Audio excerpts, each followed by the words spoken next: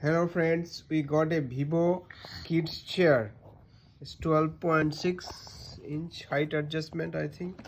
So we're just building the chair. We put these two legs on this. This is the box. It comes with this one, desk B20B. This is my packaging. VIVO. www.vivo.us.com. So Dipan is for this for Dipan. This is Dipan's chair. So sit Dipan here. Hey, I found the side button. So can you back support? What is your back support? Here's the back support. So you have to put the back support. Do you put the back support? Put the back support. How do you put the back support, Dipan? Yes, I'm good. Is it going like that?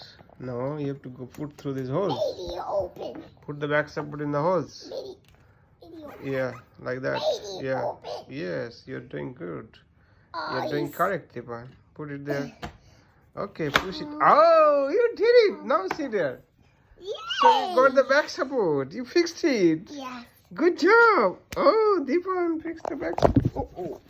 Good job. Bye-bye. Bye-bye. So, well, if you like my video, please. Subscribe. Okay, so this is Dipan's first video. Dipan made the chair. Yeah. Now you have to put the screws. So there are the screws here.